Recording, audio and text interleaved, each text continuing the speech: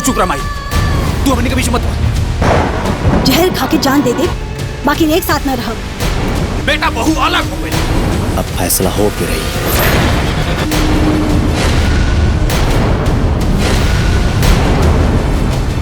Papa mummy के बंटवारा थोड़ी ना हो खेला। काहे दादा दादी के ना भइल बा। अपन बूढ़ भाई अपना बाप के एक एक रोटी खातिर तरसा दल। दोनों संपत्ति आप भाइयन के नाम पहले से लिख चुकल बने।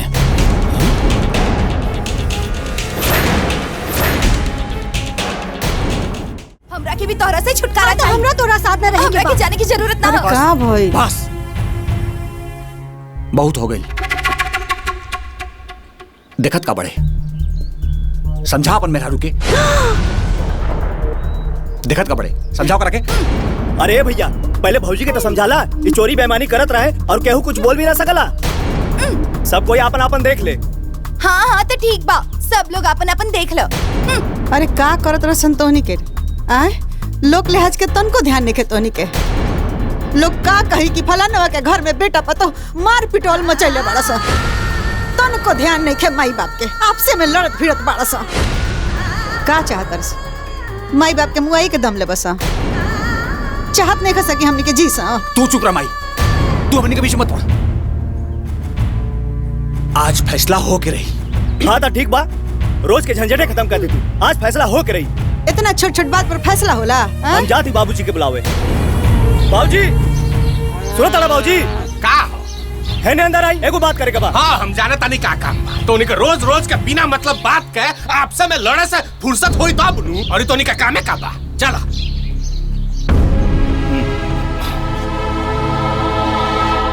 अब बताओ लगे का हो गई। बात ई बा कि हमनी लोगन में फरियादी। हाँ बाबूजी, ये रोज रोज के किचकिच से अच्छा बा कि हमनी के बांट दी। ना रही बांस और ना बजी बांसुरी।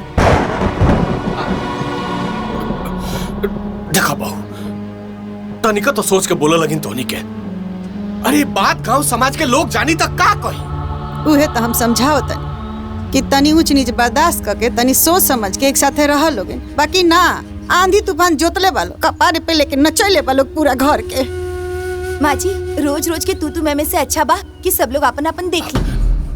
देखा बहू, जहाँ 4 गो बर्तन होला नु वहाँ तो खटर पटर होकबे करेला। हाँ बाबूजी, उहे तो हम कहत हई कि 4 बर्तन एक साथ रही तब बाजी अलग रहल ही ठीक होगी।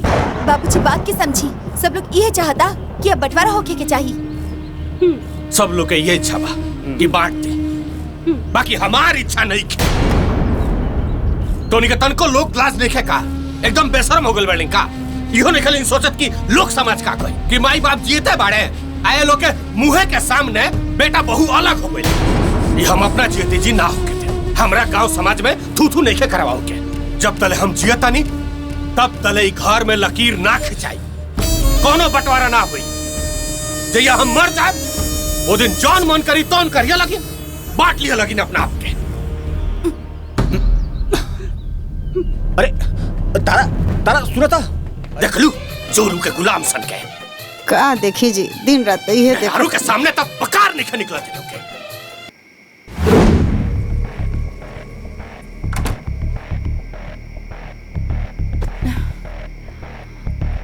ए जी इतना गौ बने से काम ना चली, आपके बोले के ही पड़ी। ऐसा शांत होकर बैठल ठीक नहीं खे। हमनी के अलग होके के बात करिए के पड़ी। तो का करी? बाबूजी के समझाओ नहीं, बाकी समझते नहीं खन। तो का करी? उनका झगड़ा करी ना, ऐसे तो ना चल पाई। खटत खटत मर जाई और केहू एहसान तक ना मानी। देखी आप बाबूजी से साफ साफ बात करी, न तो अपन लड़का बच्चा लेके हम ही घर के छोड़ दे।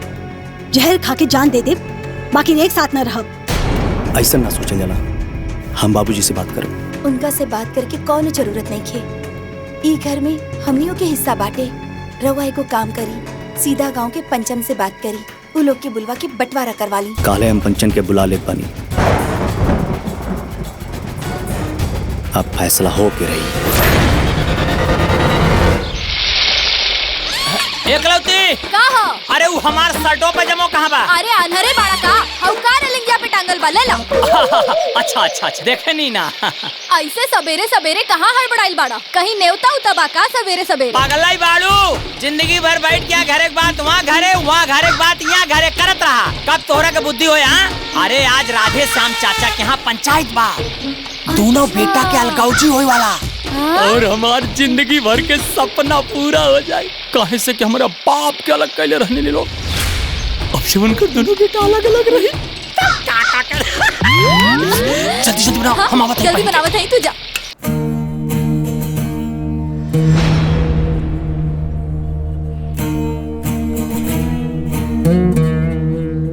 काका देखा, बनले बनिया बाजार ना लागेला।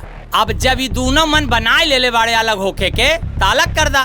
का जात बा, जैसे मन हो वैसे सब आपन रही हैं, ठीक बा? हाँ राधे श्याम भाई, झगड़ू ठीक कहता। एक बार जब हाथी के दांत बाहर आ जाला ना, ता अंदर ना जा पावेला। अब जब बात घर के बाहर आ ही गइल बा, तो के दबौला से कोनो मतलब नहीं खे। अब बंटवारा हो ही जाए दी।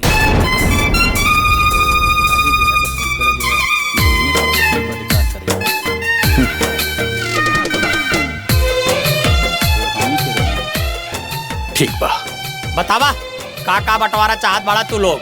अब बाटे का बा, घर बा, दुआर बा, खेत बा, खरिहान बा, अनाज बा, अटारी बा, बर्तन बा। आधा आधा बांट लेल जाई, आधा हमार, आधा किशन के। का हो किशन, तुम कुछ बोले चाहत बाड़ा? हमके का कहे के बा, जवनु कहिए वो सही कह दा। तो ठीक बा, खेत बाड़ी आधा आधा कर दा, बा घर दुआर हम सबे रस्सी लगाए के दिया देत हई। घरे में जो अनाज बर्तन उर्तन पड़ा बा, ओका मिल के बाहर निकला दा, पंच के सामने आधा आधा कर देत हई। और नहीं तका सभे कुछ तो हो गई, लेकिन एक बात के तो तू लोग फैसले ना कैला। फैसला कौना बात के? अरे भाई, जिनकर बनावल घर दुआर खेती बाड़ी दौलत पा, ओकरा के तो बांट देला, लेकिन ई कहाँ रही है? इनकर सेवा के करी? बेचारी कहाँ रही? सोचला कबो?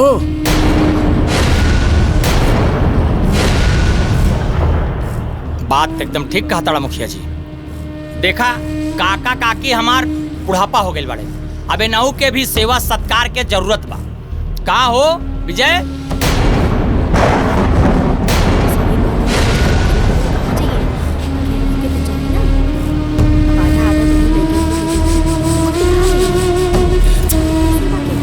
किशन,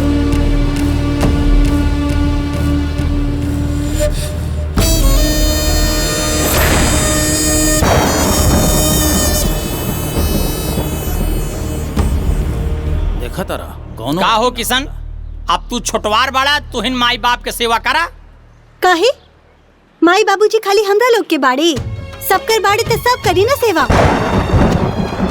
ना तो ई लोग के हिस्सा से अलग कर दी, तो हम करी सेवा। ना ना, ई ना होई, हिस्सा बकरी ना लागी। ई होखी तो ई लोग कहाँ जाई हैं? अरे जाइए केकरा में, बाबूजी हमारे साथ में रहिए और माँ जी इनकरा साथ में। दोनों जन के हमनी मिलके सेवा पानी सत्कार सब करब।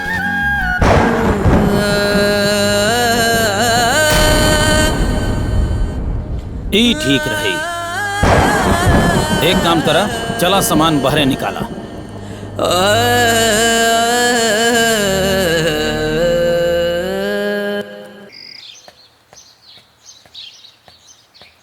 चश्मो टूट गए, बिना चश्मा के लौकता हमरा बनतो नहीं खे। हमरा से बबुआ से बोले के पड़ी।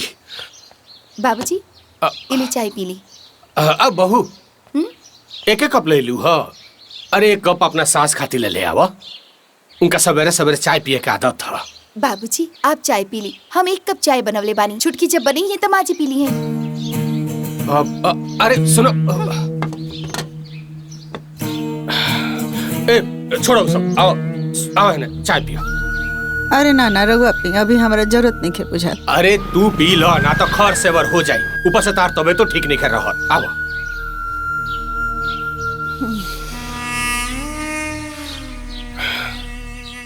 हाउ गिलास दो देन। रह दी, कम हो जाए रुआ, रह दी। ला आधा तू पीला, आधा हम पी लेता नहीं। आई लो बिस्कुटों का। अरे दवाई खाए के बानू एकरा बाद।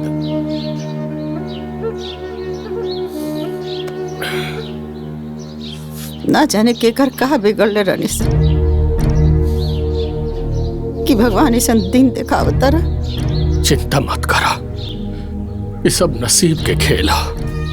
भगवान चाहिए तो सब ठीक हो जाए।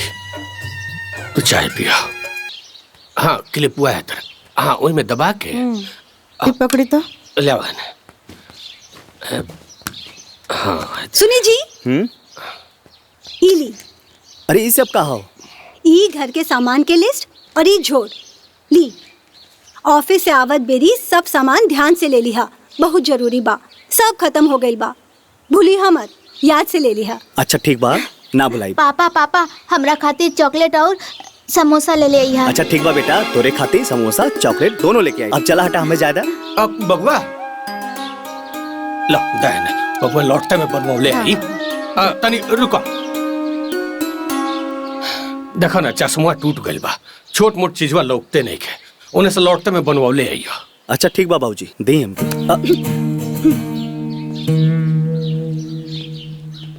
पागल बाड़ा का, जेकरा में बाड़े ऊना बनवाई। तोरा से का मतलब? तू चुपचाप अपन काम करा।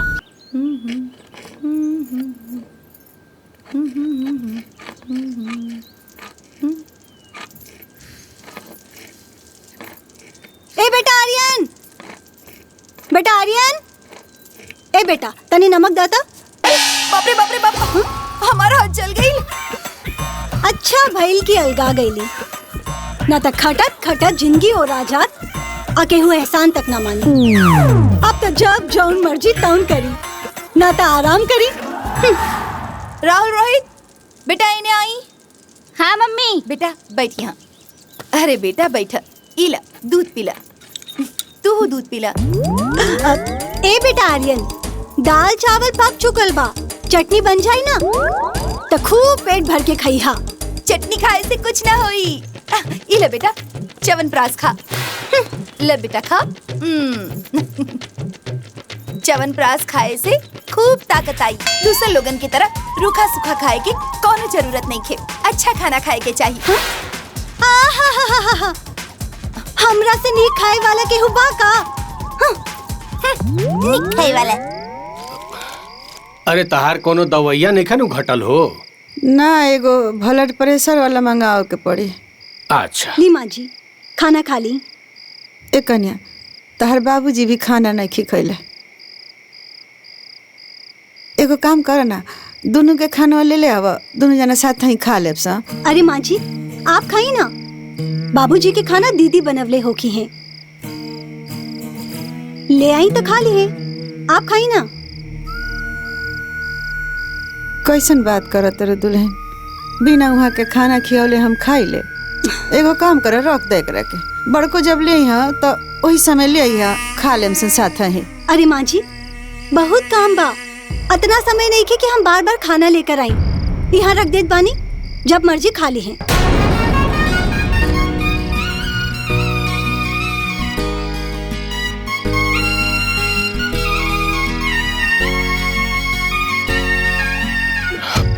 तू खा ला।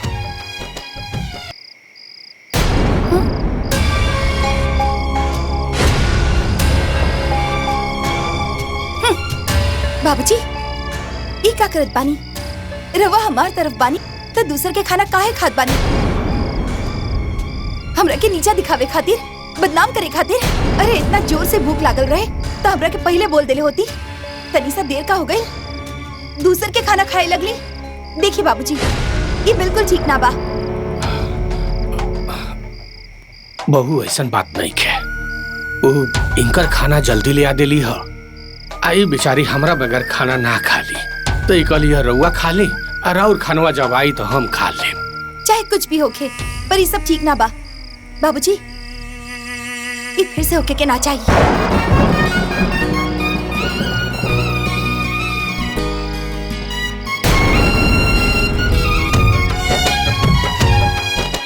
छोड़े जाए दे, खाए रवा।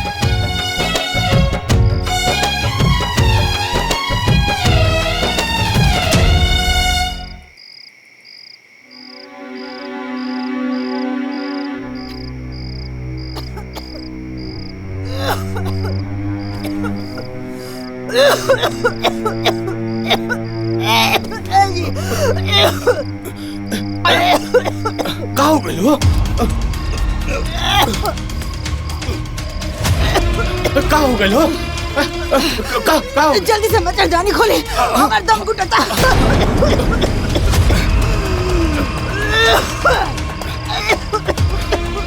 का हो गई?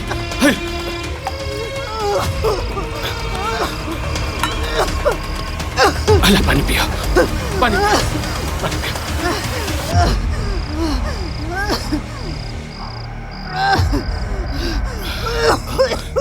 ए बुढ़ी, तारा तो तेज बुखार बा हो। रुको, हम बबुआ के जगह होता नहीं, वो भी डॉक्टर के लेके आवता। ए बबुआ, बबुआ, बबुआ, ए दुल्हन, बबुआ, ए बबुआ, बबुआ, ए खोला ना हो दरवाजा। अरे ए बबुआ, बबुआ, बबुआ, अबे जाके डॉक्टर के लेके आए। तू तले आराम कर, ले जा। बबुआ, ए बबुआ, काबिल बाबूजी। भाई देखा ना तारा माई के का हो गइल बा। तारा माई के तबीयत अचानक बड़ी खराब हो गइल बा।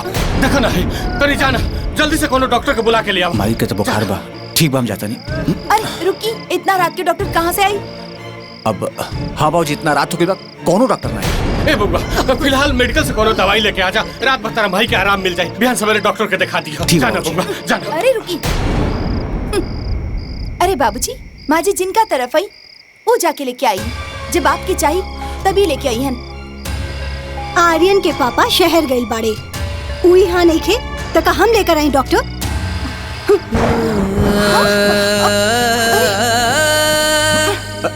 तारा बाबूजी चिंता मत करिए, माई के बुखारे बा ना, हमरा के लागत सवेरे तक सही हो जाए। सही ना हुई ना तो हम दवा लेते आए।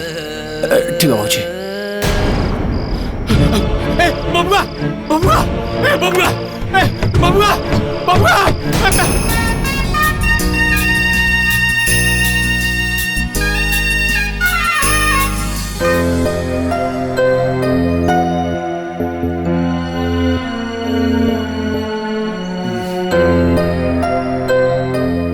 एगो बात कान खोल के सुन ल, लेकिन अब हमनी के दोनों बेकत से अलगा अलगा ना रहल जाई।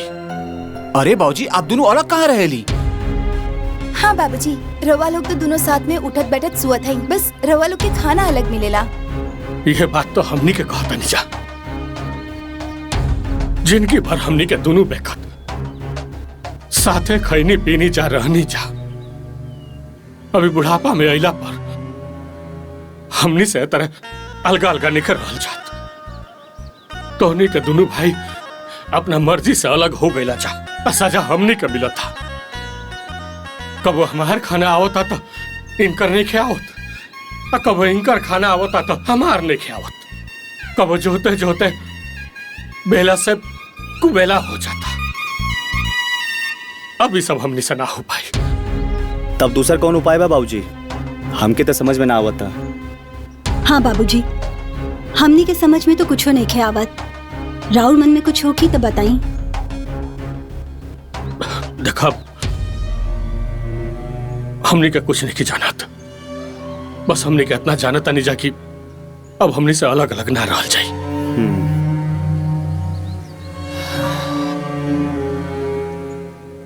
हमारा पास एगो उपाय बा। आप दोनों लोग एक साथ एक एक महीना दोनों बेटन के साथ रही, खाई पी। एक महीना हमारा साथे और एक महीना किशन के साथे। इहो ठीक बा बाबूजी।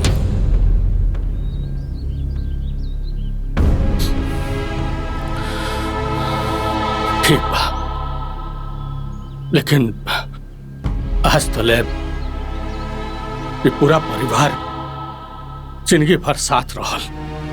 नाग पंचमी, हर तीज त्योहार सब कुछ मिल के मनाओ था नीचा। अब तो उन्हीं के अलग हो गई,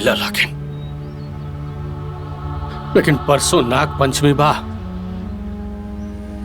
ये त्योहारवा एक साथ मना लेवे के, ओकरा बाद तू कहवा तारा में हमनी के दोनों जाने रह जाए जा। और तू कह बता तहरा में रह जाए जा। बस ये इतना बतवा मान ला लगे।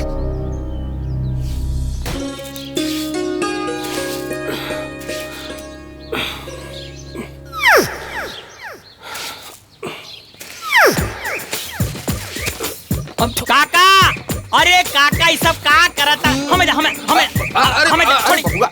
अरे उम्र में काम करे के, अरे आराम करे के चाहिए। हाँ, वो दोनों कहाँ बड़े?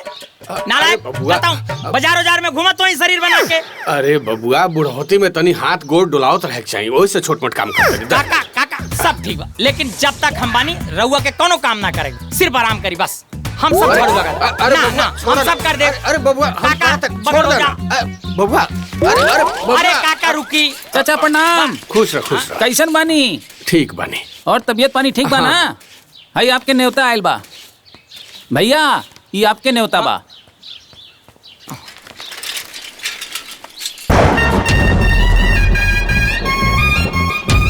पहले तो हमारा नाम पर न्योता होत रहे, आज बंटवारा के बाद लोग हमारा नाम तक भुला गए।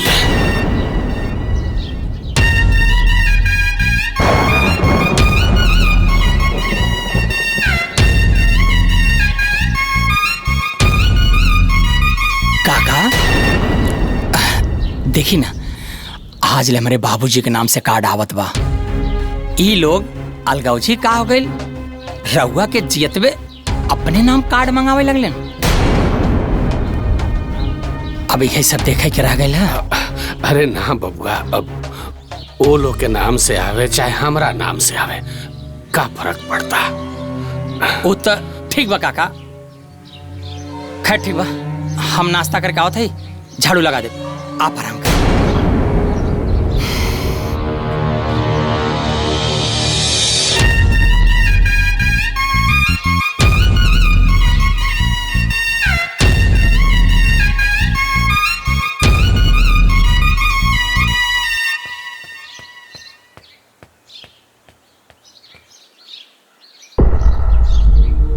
काम आई तेल सुखवात बाड़ू।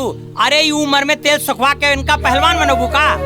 ना बाबू, पहलवान नहीं बनावत। ई बेर इनकर बहुत तबीयत खराब भइल ह। हम तो तोही के खोजत रहनी ह कि चाह के तनी दवाई लिया देते तो कुछ आराम हो जात। अरे अम्मा जी, रउआ की जब देखी दवाई खाइले और खियौले के शौक रहता। अरे उम्र हो गइल बा, एक घड़ी त दर्द पीड़ा लागले नु रही, जब देखी दवाई खियावतानी। धारी पानी माई कलौतिया ठीक है ना कहत बा। अरे जब तक जियत बाड़े सेवा सत्कार करा, दवाई वाई कोनो जरूरत नहीं खे। जाए पुता, केहू भी अपने माँ बाप के ऐसा ना बोलेला जैसन कि तू बोला तड़ा। अरे तिनका जिया के म्यूजियम में रखबू।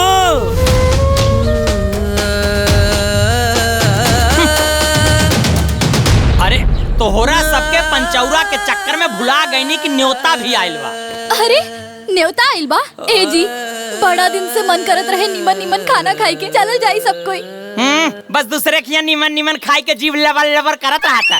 बनवो आवेला कुछ अच्छे से, चल अंदर नाश्ता निकाल। बोकरी यस महलाई के।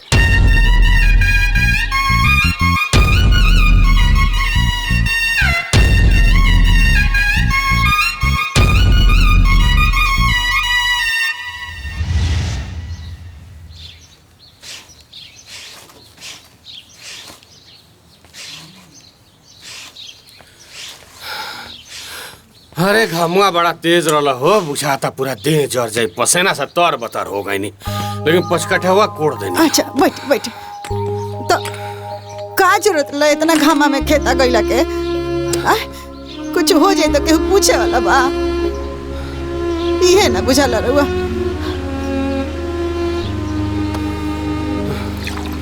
ली पानी पी।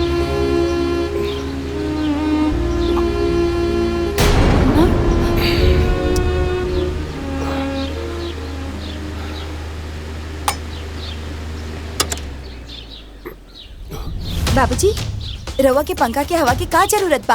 वैसे भी बिजली के बिल ज्यादा आवता और दिन में इंसान पेड़ के नीचे भी बैठ सकेला। रवा लोग रात के सुते वक्त पंखा चला लिया। इतना ज्यादा बिजली के बिल आवेला, रउआ लोग समझत काहे नहीं की? बेकार में पंखा चलावतानी, इतना सारा काम पड़ल बा और हम ई बात में लागल बानी। हे भगवान, कैसे का करब? सबेरे से काम करत करत थक गइल बानी।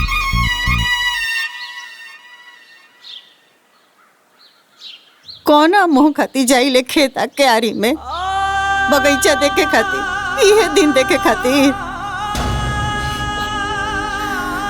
अरे तू चुप रहल करा, ओकरा बोले कराला बोल के चल गई। हमनी के आपन जो फर्ज बा वो जब तले जियता नहीं चाह तब तले निभाएब जा। बाकी जे जैसन कारी वैसन भारी। तू चुप रहल करा। चुप्पे बानी, बोलला से कोनो फायदा बा?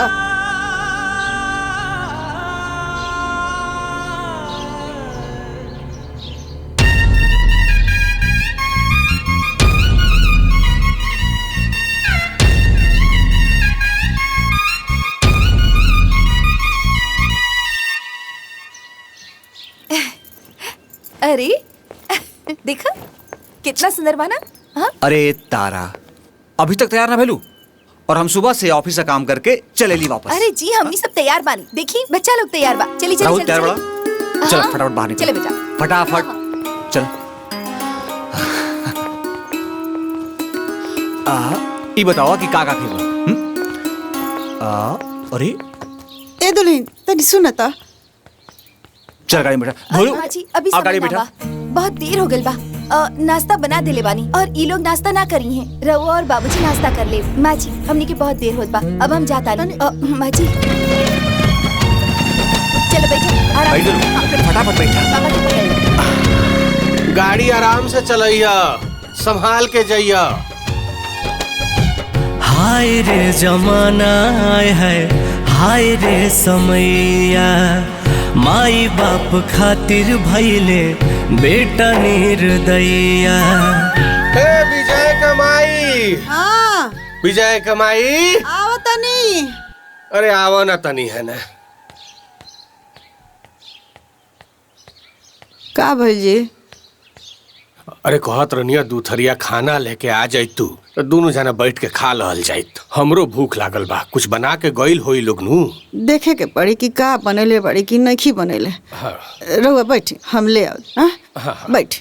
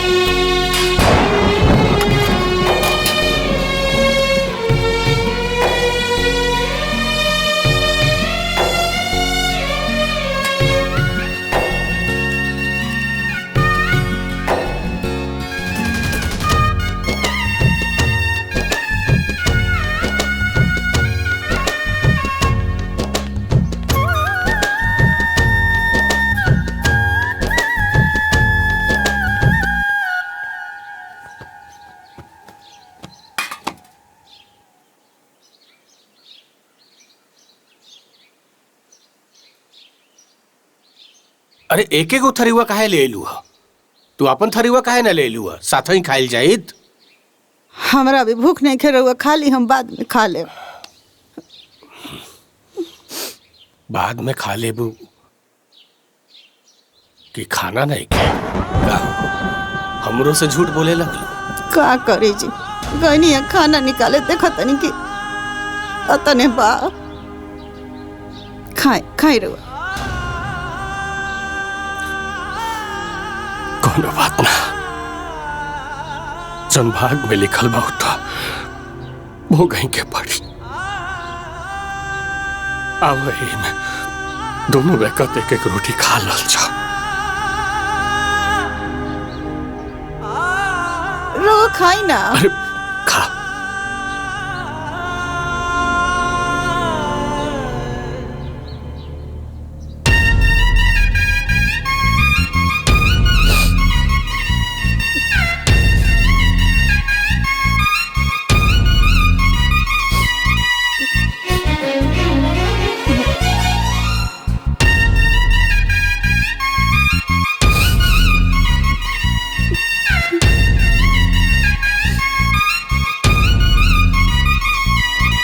बोलो ए जी, आराम से। सुनी ना, हाँ, शॉपिंग सुनत करते बानी। करते हम थक गए बानी, घर पे जाके खाना ना बना पाई। हाँ खाइल पापा, कर दे। बाहर खाए के बखाना। हाँ पापा, कहीं बाहर खाइल जाओ ना। अरे माई बाबूजी घरे बड़े आए भुखाइल हुई हैं, उनकरा के बना के खियाई। अरे घर में और लोग भी तो बाड़े ना, एक बिला ना खिला सकेले का? रहो भी ना, भाई बाबूजी के बिना मतलब के चिंता करेली। वो दोनों लोगन खा पी के सुत गए हुई हैं। और हम सुनले बानी की यहाँ पास के रेस्टोरेंट के खाना बहुत ही अच्छा बा। ओहिजा के खाना खाए के बच्चा लोग के भी बहुत मन बा, है ना बेटा? हाँ मन पापा, चली ना। अच्छा ठीक बा, सबका मन बा रेस्टोरेंट में खाए हाँ। चल गाड़ी में बैठा, चल के रेस्टोरेंट में खाई चले जाए। चले चल बेटा जल्दी चलो बेटा। बैठ जल्दी चलो। बैठ गेलू। अरे जल्दी बैठा।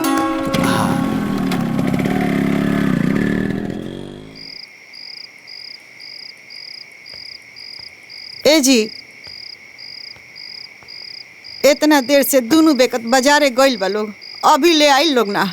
का जाने कौन बाजार करता लोग। अरे चूल्हा में आगी कब जरी? अरे तू काहे इतना परेशान होता रो? जब वो लोग के मर्जी होई तब आ जाई लो। परेशान ना होखी, खाली पेट नींद आई।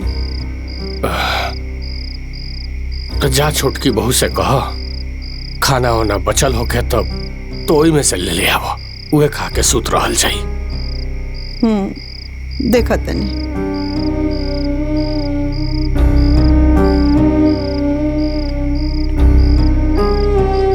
अरे ये छोटकी दुल्हन। जी अम्मा जी। कहनी है कि कुछ बनौले हो तो दो ना, दोनों बेकत खा के सुत रही सा। बड़ा देर हो गइल बा। ई लोग का जाने कब ले आई बाजारे से। अम्मा जी, जौन कुछ भी बनल रहे उ ते सब खा के सुत गईनी। अब तो कुछ ना बचल बा।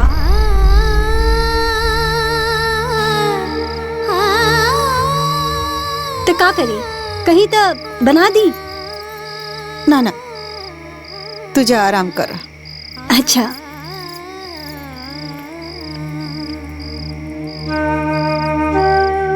हे भगवान, ये कैसन समय आ गइल बा कि जौन बच्चन के पाल पोस के बड़ा कइनी, आज उहे बेटा दूगो रोटी खातिर तरसा दे तरसा।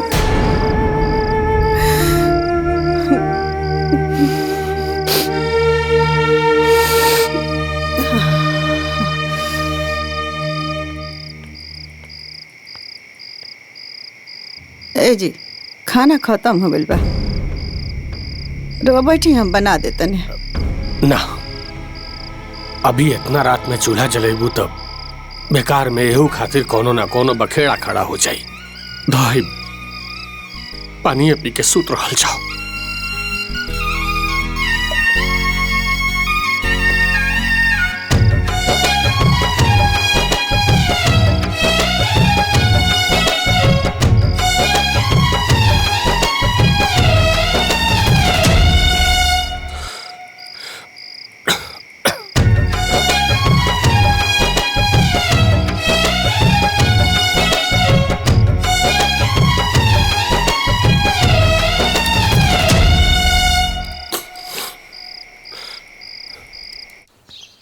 का हो काका, सुन ली है कि तोहार लड़का 3 साल से परदेशवे में हो, आवत ना बा। जब मेहरारू और बच्चन के लेके चलिए गइलन, अब का आई हैं उनके के बा यहाँ केकरा पास आई हैं? नमस्कार भैया। अरे आओ भैया, नमस्ते। अरे का बात कही होता? अरे कुछू ना हो, ये कुल दुख सुख होत बा। और बतावा, और कहाँ से आवतड़ा? अरे तनी राधे श्याम भाई के घर चल गए रहनी, दोनों प्राणी के बड़ी दुर्गति बा। सही कहत हवा भैया, राधे श्याम भैया जितना अच्छा रहले है ना, ये दोनों लड़का सारे उतने नालायक हुए हैं। जाना तारा, राधे श्याम भैया अपन बच्चन खातिर पूरा जिंदगी निछावर कर देना। अरे कटनी काट के ओकर जीवन बनौले। आज देखा उनका सुख के जगह पे धक्का खात बाड़े। हाँ हो, ठीक कहत बड़ा। सुन ली हाँ कि उनके खियावे पहिरावे बदे लइकवा पारी बदले हुए सब। हाँ, और आज पारी बदला दिया।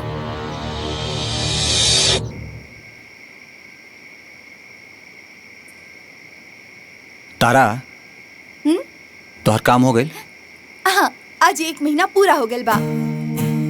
कल से माई और बाबूजी छुटकी की तरफ हो जाई हैं और हमारे 1 महीना खातिर छुट्टी हो जाई।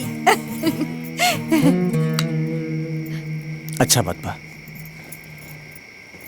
तू इधर हो जा, मम्मी की तरफ सुतब। ना हम उधर नहीं हटा हटा हाथ से तब ना जाए की तरफ। बेटा कल तू हमरा साथे सूत जाइया, आज भैया की सूते दा। मम्मी हम मुंह बगल सूत जाता नहीं। ना बेटा ओहर सुतबा त नीचे गिर जीबा। आज तू हमरा साथे सुत जा और कल मम्मी के साथे। जब हम बड़ा हो जाए ना तब मम्मी हमरा हिस्सा में रहिया और पापा तहरा में। तब देखा तू मम्मी के लगे कैसे सुतबा।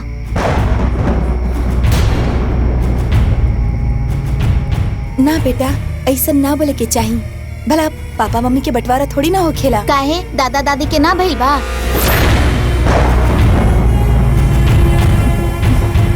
अरे दोनों सोचा बेटा, बहुत रात हो गई बा, सोच जा, आँख मूंद के सोच जा, सोच जा।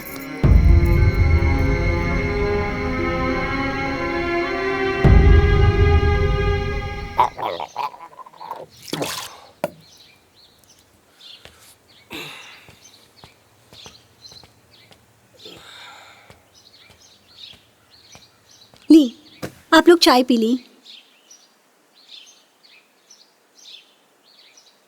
अरे ऐसे का देखत बानी, आज से आप लोग हमरा में बाड़े। ली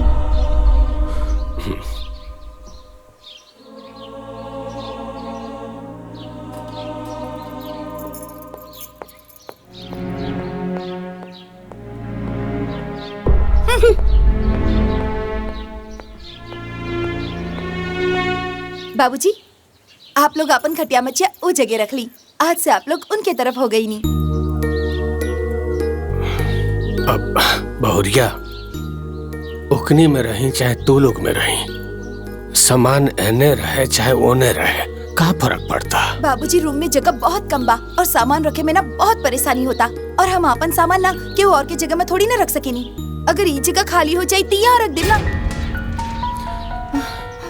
अच्छा तो चायवा पियला के बाद रख दी कि तू कहा तो अभी ले जाकर रख दी। आप लोग बैठ के आराम से चाय पी, जब आप लोग की चाय हो जाए ना तो ये सारा सामान वहाँ रख दी, ठीक बा?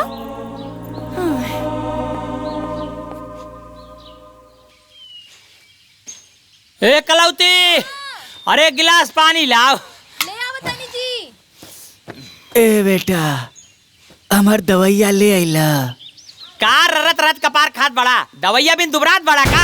अरे एक दिन दवाइया न खाइबा तो मारी ना जाइबा। लेटे लेटे दवाइया रटत रहा, खटत खटत देखत है वैसे जिंदगी बर्बाद हो जाता। तो है सिर्फ दवाइया के लागल बा। सुत्ते सुत्ते टिर्र टिर्र करत रहा बैठ के, जैसे सुत्ता चुपचाप सुत्ता रहा, बोला जिन ना तो ठीक ना होई।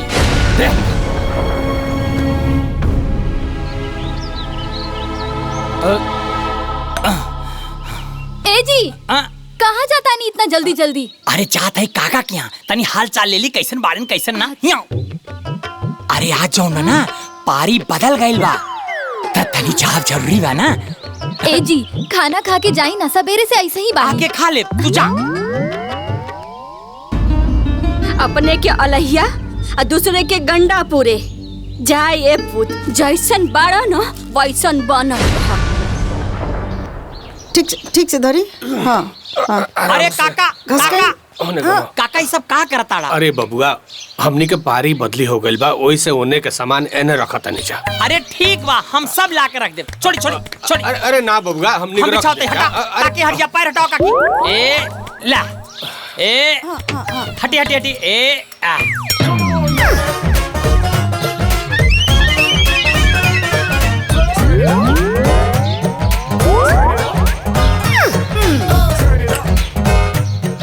काका ली पंखा। भैया ये पंखा हमारा, यही जा रख दी, और जी की जगह बा वो पंखा लगाई। ठीक बा।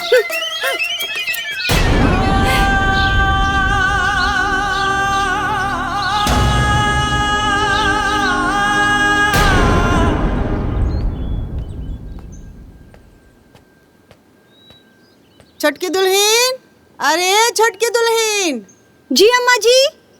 कौनिया की तरह बाबूजी के कपड़वा सब गंदा हो गइल बा, धो दे तू तनी। अम्मा जी वही जे रख दी, अब ही बहुत थकल बानी, बाद में धो दे। कल तो यहाँ के कहीं जाए के बा, कपड़ा ना साफ रही तो का पहन के जाए। हम ही धो देतनी।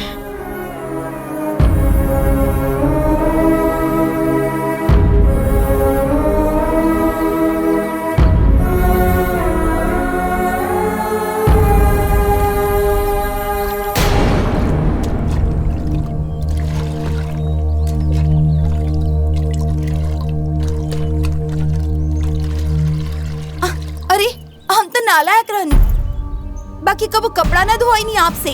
आपके लाडले बहू तो कपड़ा धोआवता रही। अरे ना ना दुल्हन, कहा कि हम खाली रहनी है तो सोचनी के कपड़वा धो देता नहीं। छोटकी कहली है कि हम धो दे। अरे अम्मा जी, ये सब का नौटंकी है? हमको बेइज्जत करे बदे नाटक कैली है? अरे ना ना दुल्हन, ऐसन कोनो बात नहीं। चुप रही, हो गई ना आपके मन के। लाई हमके दी, हम धो देत बानी। आप जाओ।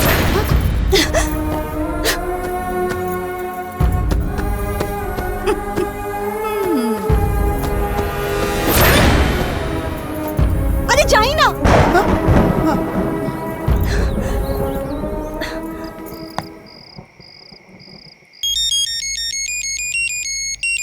देविका फोन कर ले भैया। उठाई। हेलो। प्रणाम बाबूजी। खुश रहा। का हाल चाल बा? तबीयत ठीक बानू? हम ठीक बानी बाबूजी। रहुआ बताई, खाना पीना भइल कि ना? हाँ बबी, खाइल पियल तो हो गइल। अब बस सूते जात रहनी है सा, तोर माई मच्छरदानी लगाओ तारी। ला तू अपना माई से बतियावा। हाँ बेटा। प्रणाम माई। खूब खुश रह। कैसन बाड़ू माई? तबीयत वगैरह सब ठीक बा ना? हाँ बेटा, तबीयत तो ठीक है बा। बाकी का जाने पिछला जन्म में ऐसा कौन खराब कर्म कैले रहनी सन दोनों बेकत कि ये जन्म में ही सब भोगे के पड़ता। ऐसा जिनका माई दिल छोटा मत करा। भगवान एक ना एक दिन भैया लोग को सद्बुद्धि देवे करिए, तब सब ठीक हो जाए। तू चिंता जिन करा, जाके सोच जा। अब तो सूता ही केनु बा। प्रणाम माई। खुश रहा।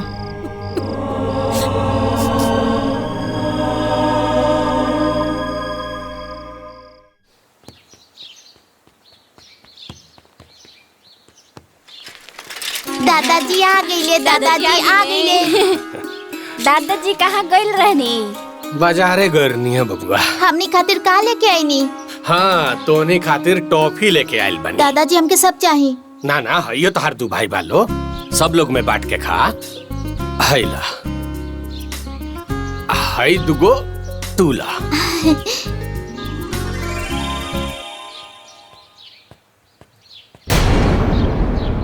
हईला तार दवाई। ऐसे दर्द ठीक हो जाए? हाँ, मेडिकल वाला तो कहले हैं। बाबूजी, दवा कितना के मिलल है? 90 रुपया के बहुरिया। तो 10 रुपया बचल होगी ना? हाँ, अरे वो आवत रहनी है तो रास्ता में लइकन खातिर टॉफी ले लेनी।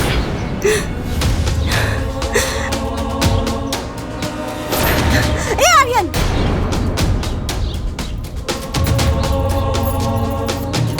का जरूरत रहे तो के टॉफी लेवे के? दे दा उ लोग के, खा जाई उ लोग। दादा दादी के बड़ा प्यार बाड़े ना। ला खा ला लो। ज्यादा ताव में आके ना ऐसे मत बोलो। माई बाबू तुहार ना हमरो भी बाड़े। तोहरे बाड़े ना, तो ले जाना, अपनी तरफ रखा। 1 महीना तक रख बे कई नहीं। अब बारी तोहार बा, तो हम काहे रखी? जब हमार बारी आई ना तब हम रख ले। और हाँ, एक बात बतावा, एक टॉफी का एक राखी दे देनी, ई बात से घर कपार पे उठा ले। तो हर तरफ बाड़ी ता लागता पट्टा करा देले बाड़ी। पट्टा ले ले बानी, काहे की दवा लेवे खातिर पैसा हम देले रहली। गाँव ना तो तू पैसा देलू तो एहसान ना कइलू। तो हर तरफ बाड़े, हमार तरफ ना जो हम दी। बतावे ही तब पागल बड़ी कैसन कैसन बात करेली। चल बेटा अंदर चला, चल हमरा के तोर से बात ना करे के बा। जा यहां से, हमरा भी ना करे के बा। जा यहां से, चल बच्चा तू अंदर चला। चला।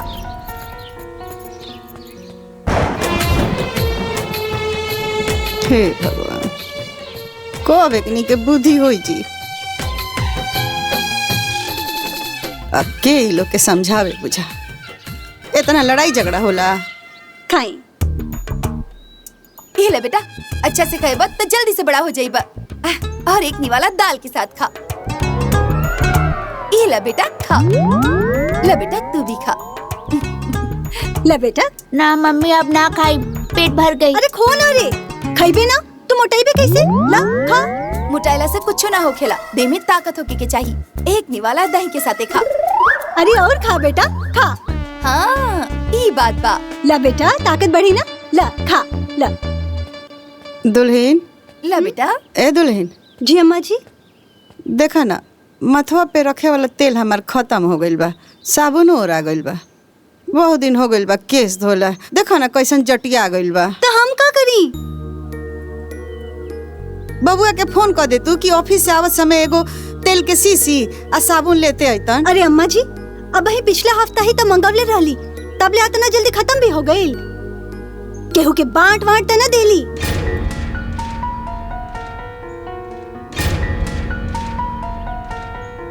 कैसन बात करत रू दुल्हन? हम भला केकरा के बाटे? उ कहा कि अब की शीशिये छोट रहला, यही से जल्दी ओरा गइल। तू तो जानत रू कि जाले माथा पर तेल ना रखिले हमार माथा टनकेला, ठीक से नींदो ना आवे हमरा। अच्छा ठीक बा आ जाई, बाकी रब ही पैसा नहीं खे, जब सैलरी मिली तो आ जाई। हमारा राजा बेटा अच्छा से खो। हे भगवान, कैसन हालत हो गइल बा। छोट छोट सामान खातिर तरसे के पड़ता। एगो दिन रहे कि लोग के मुंह खोलला से पहले सारा सामान लिया के दे देत रहनी।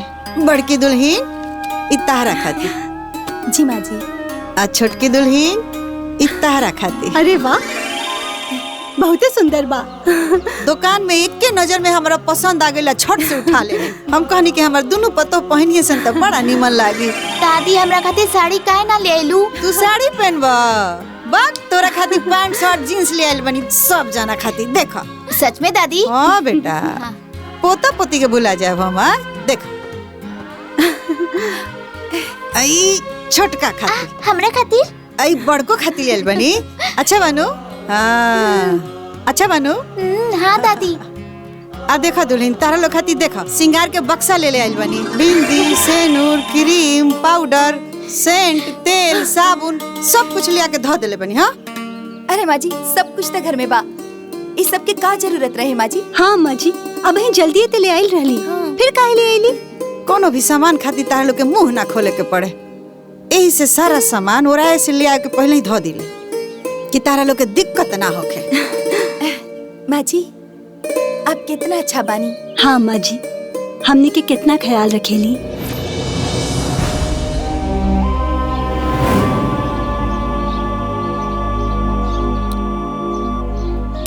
देखी इनकर बीमारी बहुत बढ़ गई बा, बिना ऑपरेशन के ना ठीक होगी। कोनो बढ़िया अस्पताल में अच्छा डॉक्टर से इनके दिखावे के पड़ी, तबे ठीक होगी। बड़का अस्पताल मतलब शहर के बड़ा अस्पताल में। डॉक्टर साहब कितना पैसा लागी? पैसा ना, रुपया लागी। 1 से 1.5 लाख रुपया। 1 से 1.5 लाख?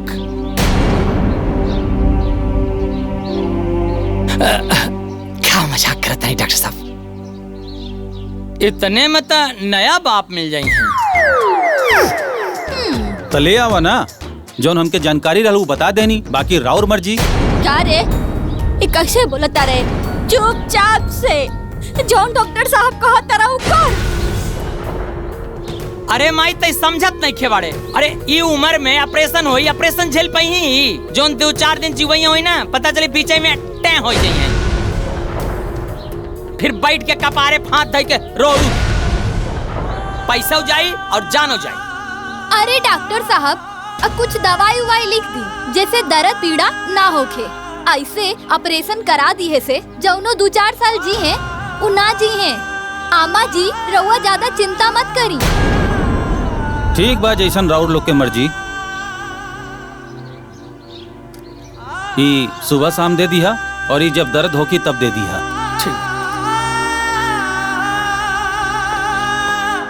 डॉक्टर साहब पैसा लिख ले, हम 2-4 दिन में दे दे। ठीक बा, हम जानत रहनी।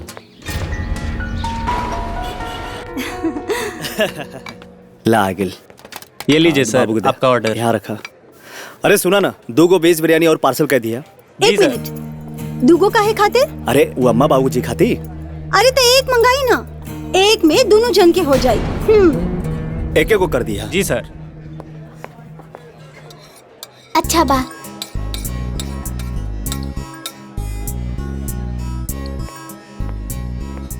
कोल्ड ड्रिंक भी आ गई, दा बाबू को दाएगो। कैसन बनल बा? बहुते बढ़िया, और सबसे बढ़िया बात कि आज खाना बनावल से भी छुट्टी। मम्मी हमार हो गई, अब हम ना खाई। अरे खाए के ना रहे तो मंगवले काहे? सुनी एगो काम करी, वो ऑर्डर के कैंसिल करवा दी, एक पैक करवा दी। तो ई के खाई? अम्मा बाबूजी खा ली है। अरे झूठ थोड़ी बा, प्लेट में निकाल के खाइल गई बा। और वैसे भी पैसा बर्बाद करी ठीक ना हुई ना।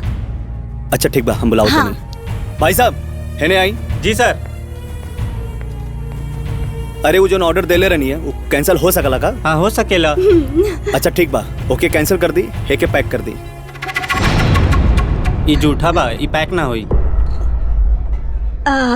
अच्छा सुनी एगो काम करी, हम खुद पैक कर ले।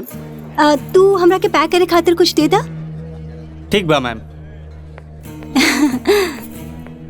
अरे इतना में माई बाबू के ना हो पाई, वो जो ऑर्डर देले हिला के फिर से ऑर्डर कर दी का? अरे कम कहाँ बा, ई बा हमरो पेट भर गइल बा। तोरो पेट भर गइल बा ना? भर गइल बा। हाँ तो बस तीनों के मिला के बराबर हो जाई, कम ना पड़ी। ये लीजिए मैडम।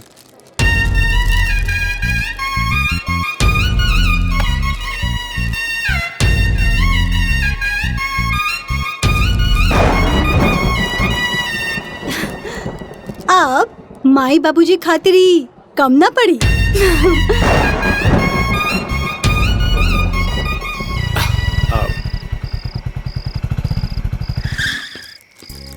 देखो तू बेकारे में चिंता करत रहलू। लो आ गइल सन। अरे दादी। कितना देर से हम सोचत रहनी कि अभी ले हमारा लड़का घरे ना आयल। इली माँ जी खा ली, बिरयानी बा, आज खाना ना बनी। अच्छा दो अभी ये खा ले। का बबुआ बाजारे का खैला ह? चाट, समोसा, बिस्किट, चॉकलेट और बिरयानी। बाप रे बाप, इतना कुल खैला ह? हाँ दादी, हम लोग जब बिरयानी खात रहनी तब वो दुकान वाला इतना ज्यादा दे देलस कि केहू ना खा पैलस और सब बच गई। बाप रे, सब बेकार हो गई। ना दादी, वह सब बचल बिरयानी रउआ खातिर ले आयल बानी।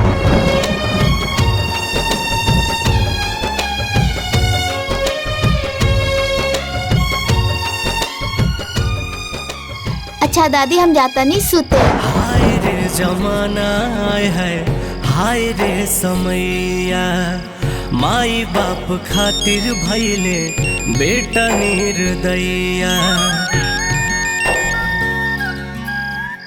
हाँ बेटा बोलो। प्रणाम माई। खुश रह। का हो रहल बा? खाना वाना भइल कि ना? ना बेटा, घरे खाना नहीं के बनल। काहे अभी तक काहे ना बनल? तहर भाई भौजाई बाजारे गए रहला लोग खाना खाए, वजह से हमनी दोनों बेकत खाती अपना थरिया के जूठ जाठ अब बाँचल ले आइल बलो बिरयानी खाए खाती। बस हो गई माई, अब तो हद हो गई। पानी कपार के ऊपर जात बा, कुछ ना कुछ तो करे के पड़े माई।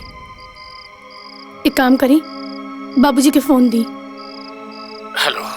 प्रणाम बाबूजी। जी हतरा।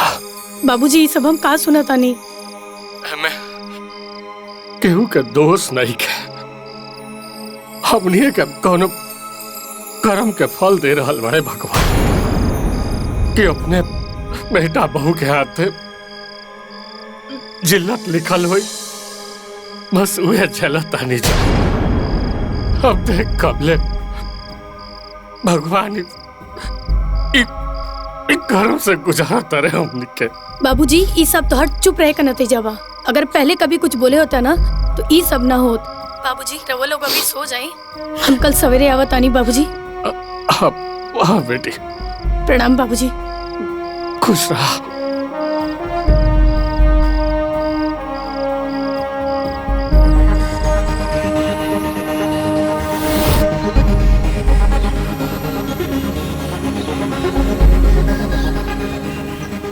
प्रणाम बाबूजी।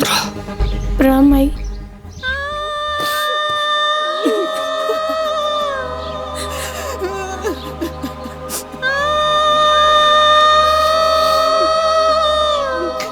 चलिए बाबूजी, चलिए माई।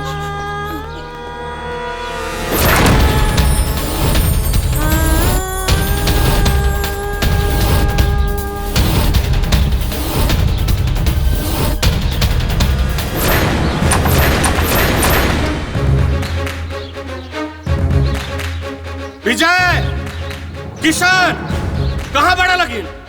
बाहर आवा लगी। ए गाँव वाला लोग, ए सुरिंदर, ए मदन, ए आवा लगी है ना? ए झगरू, ए संजय, ए मजरू, ए घनश्याम, ए रामश्रय, ए बच्चाराम, काहे चिल्ला रहे हो? अरे काहे चिल्ला रहा? कुछ बताइबा? तू पूछा तारा का भइल? अब का हो गई? तू पूछा तारा के का भइल? अरे कब जाने के कोशिश कैला कि का भइल? कोशिश करता तब न पता चली। जीवन भर खटनी करके तोहनी के पलनी पोसनी, अपना खून के पसीना के तरफ बहा दनी ताकि तोहनी के कबो कुछ के कमी ना होके। ओ दिन गरीबी में एगो सब्जी किने के पैसा ना रहे, वह सब्जी ई बुढ़ियो बना के अपन दोनों औलाद संग के खिया दे कि हमने के लइकन के पेट भूख से ना तोड़ पे भरल रहे हमेशा। खुदा नून पानी और रोटी आधा पेट खा के हमरा खिया के सूत जात। कब एहसास भइले का वह अपन बूढ़ माई अपना बाप के एक रोटी खातिर तरसा दल लगी। जौन माई बाप तोहनी का अंगुरी पकड़ के चलन सिखौलस, बुढ़ौती में ओकरे हाथ छोड़ दो। दिन रात मेहनत करके अपना लइकन के पढ़ावनी लिखौनी कि भविष्य ओकनी के उज्जवल होगी। कबो हमनी के लइकन के दुख ना भोगे के पड़े, कबो रुपया पैसा के कमी ना होके वह माई बाप के एक एक पैसा खातिर तरसा दल लगी। ये बीमार पड़ रही, इनका के डॉक्टर कहले कि दूध पियावा, इनका के कमजोरी हो गई बा, लेकिन ये वे थोड़ा उठावना दूध अपन लइकन के पिया दे। हमरा के ही बुढ़ियो झूठ बोलस कि हम दूध पी के सूत गइल बानी। वे अपन बूढ़ माई के एक चिलवा दूध खातिर, एक एक दाना खातिर तरसा दल लगी। तोनी के एगो नया कुर्ता खातिर, तोरा माई के एगो साड़ी किने खातिर तरस चाहिए। वे पैसा जोड़ जोड़ के ये बुढ़ियो जीत करस के ना हमनी के फाटले पुरान पहन ले जाई, 30 त्योहार में चल जाई, लेकिन हमनी के लइकन के नया कपड़ा की। आ तू हो जोन माई तोरा के अपन पेट काट काट के आधा पेट खाना खा के तोरा के पाल पोस के इतना बड़ कैलस, आज तो इतना बड़ हो गई कि अपन माई के अपन जूट काट खिया होता रे।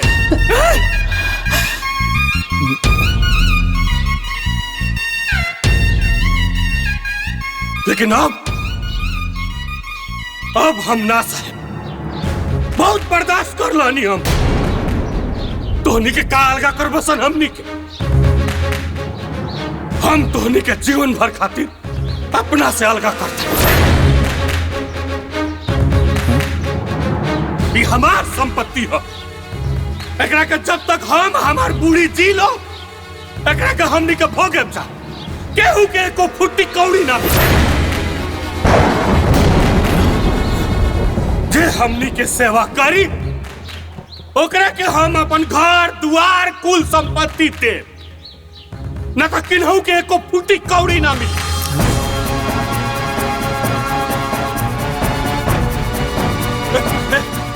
बताओ करवा हमारे सेवा, हम अपन कुल संपत्ति तेरा नाम कर दे। तू बताओ तू बोलो करवा हमारे सेवा, बोला ना कर क्या करी। तू बताओ करवा हमारे सेवा, ये सारा संपत्ति तेरा नाम में लिख दे, बिहान रजिस्ट्री कराओ तनी। तू बोला तू करवा हमारी सेवा, सब कुल जमीन जायदाद तोनी के नामे लिख दे। बोला करवा सेवा हमार।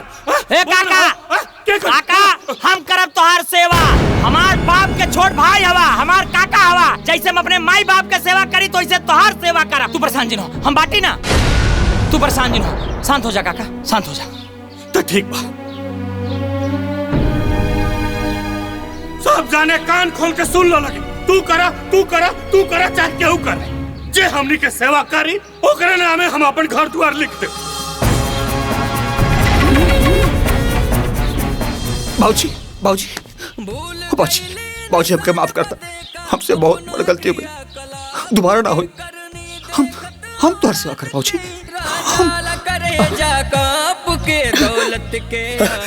अरे बाबूजी हम आपके सेवा करब बाबूजी। उलट के आगे कीमत न बूझे बेटा माई बाप के। केहू करे सेवा, लेकिन जे हमार बूढ़ी के सबसे अच्छे से सेवा करी, देखभाल करी, मरे से पहले हमनी के ओकरे नामे अपन संपत्ति लिख के जाए। काका एक बात के शंका कि रउआ के मरे के बाद कानून के हिसाब से ती सारी प्रॉपर्टी जायदाद ई लइका लोग के हो जाई। बिल्कुल ना, ये कुल संपत्ति हमनी दोनों बैकअप के जेकरा की इच्छा करी मरे से पहले ओकरे नामे करके जाए जा। जे हमनी के सेवा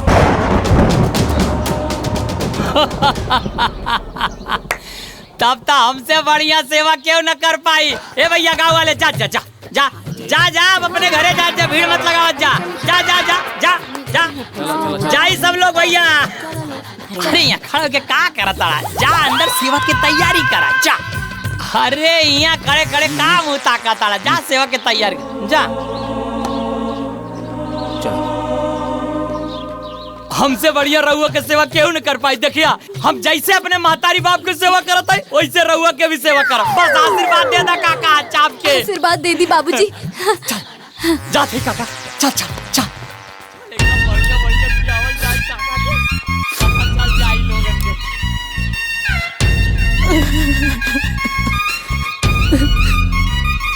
सेवा ता अब हम ऐसे ही करब कि कुल खेत खलिहान घर जमीन सब हमनिए के हो जाई। यह कोनो बात भइल? बाबूजी के ऐसा ना करे के चाहत रहे। कोनो माई बाप अपन बेटा के छोड़ के अपन संपत्ति के वो और की दिला का? हाँ बात तो सही कहत बड़ो। देखी कुछ भी करी बाकी प्रॉपर्टी हाथ से ना जाए के चाहिए।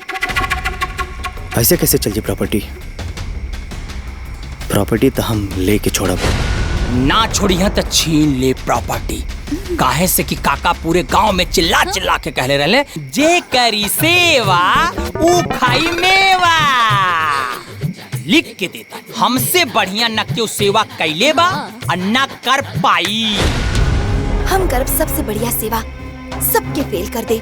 पास तो हम ही होखब चाहे कुछ हो जाए।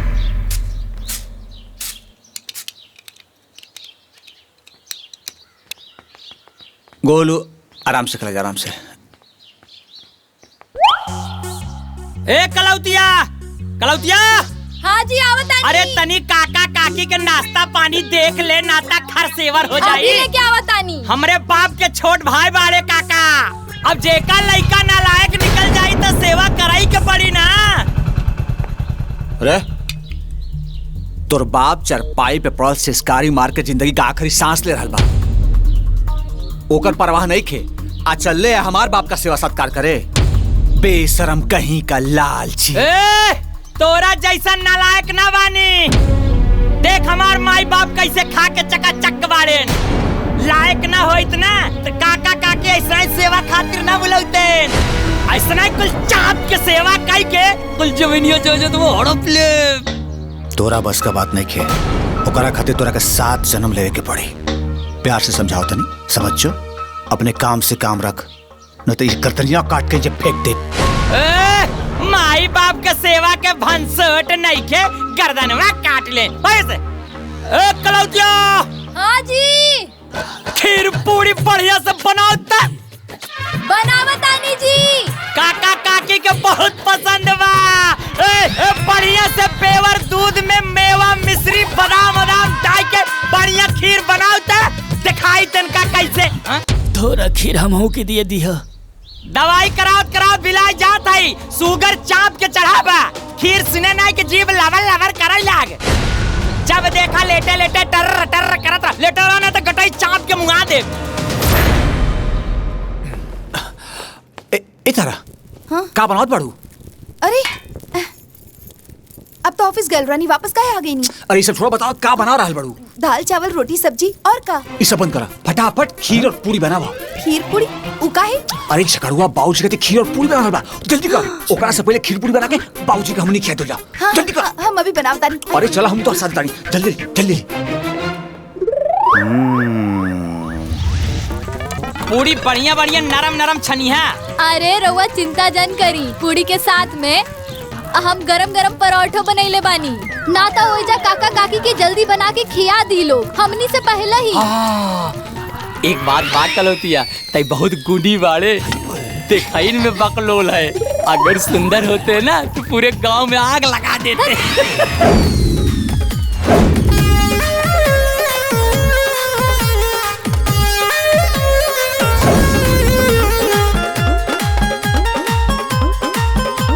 काका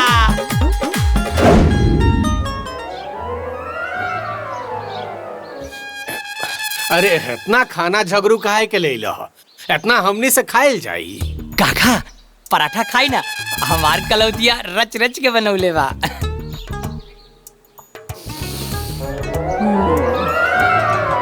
बाबूजी बाबूजी एक मिनट यासी बासी तिवासी खइहा मत हटवा करा किनारे। ए रख हम और तारा मिलकर ताजा बनौली है बाबूजी। देखी बाबूजी यासी बासी तिवासी खइहा मत, न तो यासी बासी तिवासी खिया के अपन बाप जैसन तोहरो के बिस्तर धरा दी। बाबूजी हम और तारा मिलके पूरी सब्जी खीर और लौंगता बना ली जा। खाई ना बाबूजी। खाई बाबूजी खीर और पूरी खाई। हो ना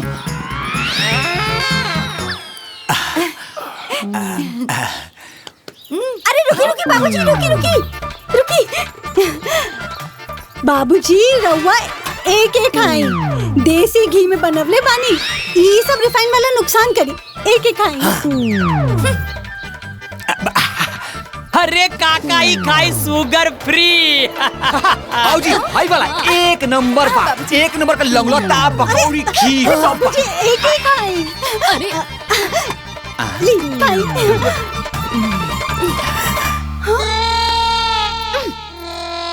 काका ये सब खाई एकदम शुद्ध देसी घी के बनल खीर बा। ए बाबूजी हमार खाई बहुत अच्छा बनल बा।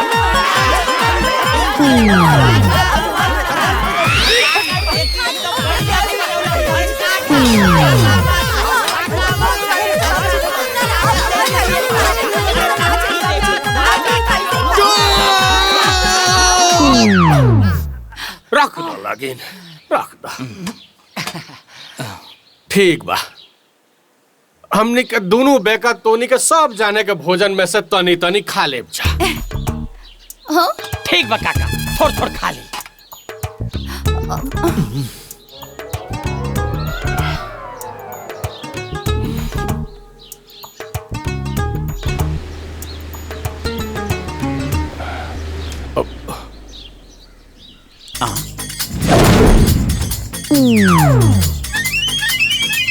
घात तेरी के एगो त इतना गर्मी के दिन बा, आ इतना स्वादिष्ट है भोजन बनल बा, एन टाइम पर ससुरा लाइट कट गई। अब इतना गर्मी में ही खाना केतना खाइल जाए, अब लाइट आवे दो तबे खाइल जाए। ठीक बा बाबूजी।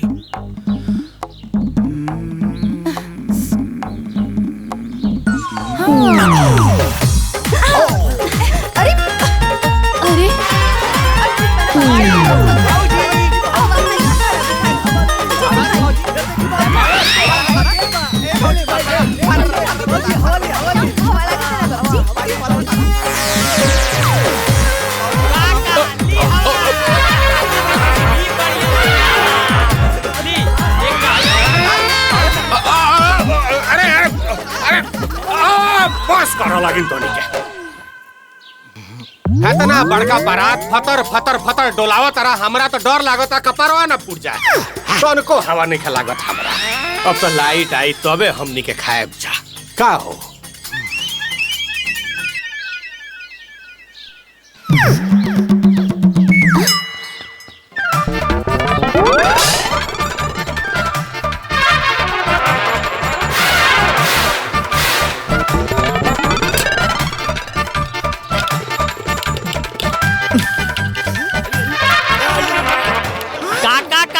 पंखा चलावत है, खूब चाप के आराम से खा।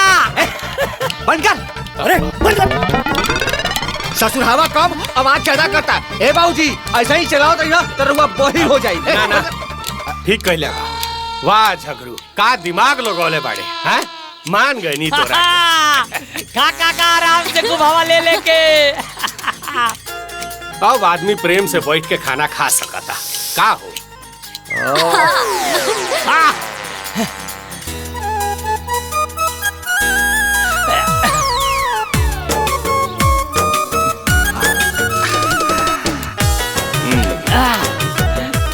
बाबूजी हमार खाई, हमार बहुत टेस्टी है।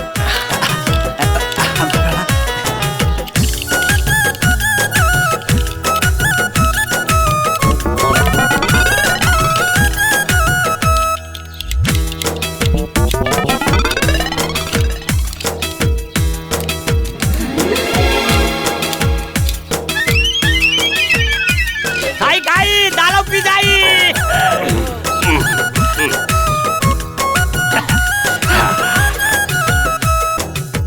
बड़ा स्वादिष्ट भोजन रहा। आत्मा तृप्त हो गई का। काका हम केकर बढ़िया बा। बाबूजी बताई ना केकर अच्छा रहा। बताई ना बाबूजी। बताई बाबूजी बताई। बताई खाना तो सबके बढ़िया बनल रहा, लेकिन सबसे बढ़िया खीर झगरुआ के रहा।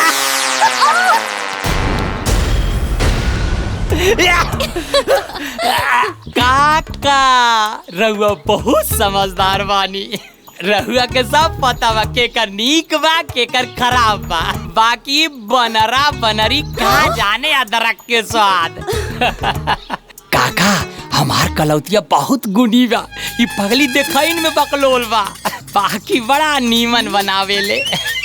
अरे तो इतना गुनी बिया, इतना बढ़िया भोजन बनावे के जाने ले, तबे तो इतना स्वादिष्ट खाना बनौलस या। अच्छा हमनी के इतना बढ़िया स्वादिष्ट खाना खा के ना नट्टी तले पेट भर गइल बा। अब सूते का मन करता है, सब थरिया वरिया बारात हटावल।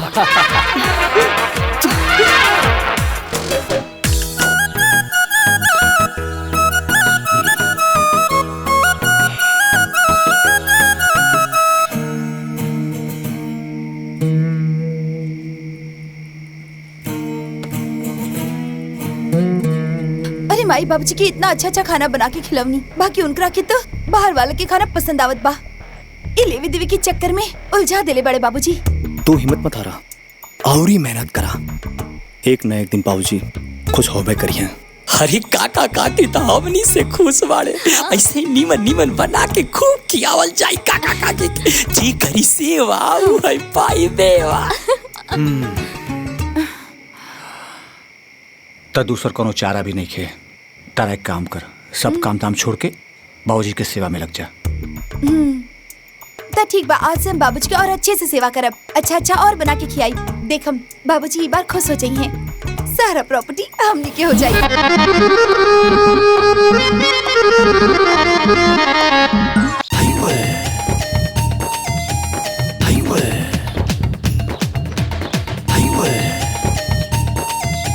काका काकी इली ताजा ताजा माठा।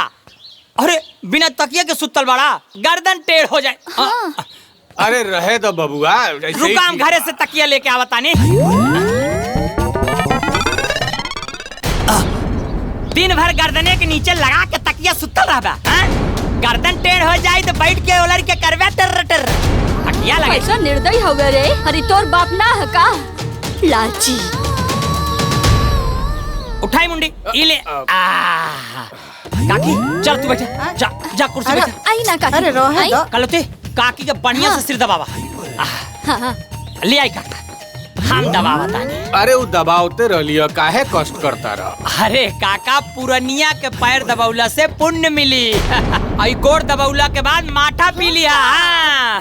बाबूजी ई दही और मट्ठा के चक्कर में पड़ी हम। मौसम बहुत खराब चलता, तोरा के सर्दी जुकाम हो जाए। तोरा खातिर गरम गरम काढ़ा बनवाओ तनी। अजवाइन मंगरैला, हाँ ए तुलसी का पत्ता भी डाल दिए, एक चम्मच शहद भी डाल दिए ताकि बाबूजी कड़वा ना लगे। हाँ, ठीक बा।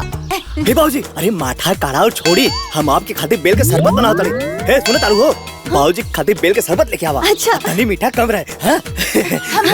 बहू बेल के शरबत काढ़ा रहे तो हमरा खातिर मोठे ठीक बा। काका ताजा ताजा बा बढ़िया से। इतना तेल पानी पर बाप का करते ना तो तोर बाप खटिया सुन के दौड़े लगे। बाबूजी बहुत दबाई पैरवा। बाबूजी ये के माई बाप का सेवा कर में बड़ा आनंद आवेला। बाबूजी कैसे लगा था पैर दबाता था, आराम मिला था ना बाबूजी। अरे मुंह काट के तुम्हारे सो माई का सर दबा। हाँ हटा हटा, अरे हटा। अरे हटा लोग, काकी के माथा हम दवाई। अरे कम से कम पैरवा तो दबाओ सन। दबाओ दबाओ तानी। अरे तू दबाता माई के हथवा। अच्छा अरे काका हम कपार दबाओ तनी मुंडी।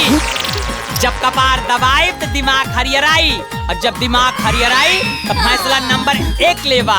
जैसे काढ़ा अब बेले के शरबत हो गई फेल, और माठा हो गई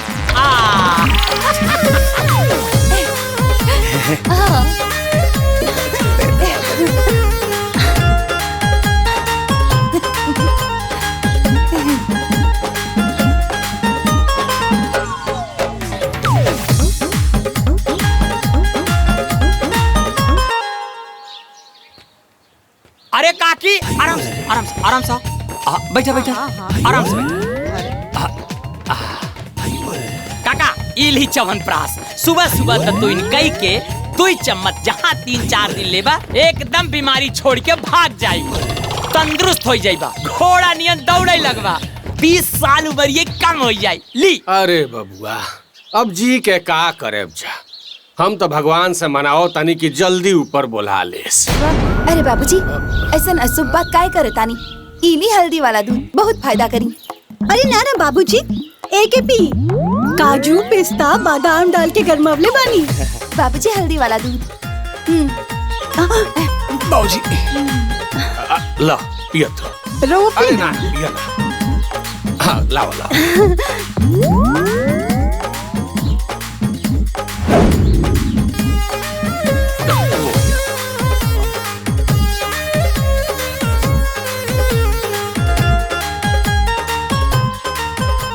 बहुरिया जी बाबूजी। हमें का मिलौले रहलू हल्दी बादाम भी बढ़िया बा। ए बहुरिया तहरा का मिलौले रहलू हमें? काजू पिस्ता बादाम। जानत हूँ तहरा से बढ़िया ही छोटकी बहुरिया के काजू पिस्ता बादाम वाला रहला सा, लेकिन तोहनी के दोनों जाने से अच्छा ई झगरुआ के ई च्यवनप्राश बा। इते जैसे खियौली हो हमरा देह में तंदुरुस्ती आ गई बुझाता। देखा काका बहुत अनुभवी बानी रहुआ, रहुआ के एकदम समझबा के अच्छा बा आ के बुरा बा। बढ़िया बानू। काका एक रखा रोज सुबेरे 2 चम्मच खइहा और काकी के खिलइहा। ला ला काका ई दूधवा पी जाई का? हाँ पी जा पी जा। ले एक गिलास ताई मार।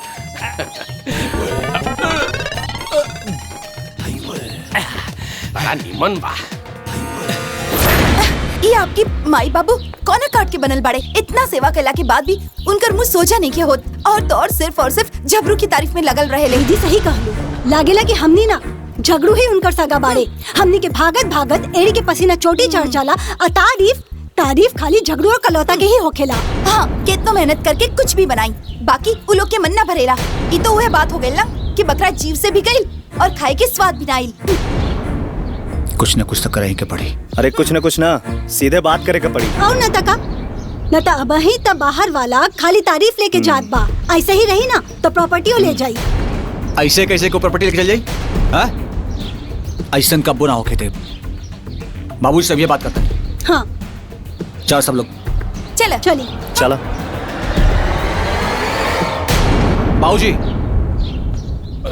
बाबूजी ई का ड्रामा फैला के रखले बड़ा हैं? अब बस करी, बहुत होल तो नौटंकी। अरे का भइल हो? कैसन नौटंकी कैसन ड्रामा? या भाई कि हमनी का अपने घर में बेगाना हो गई जा।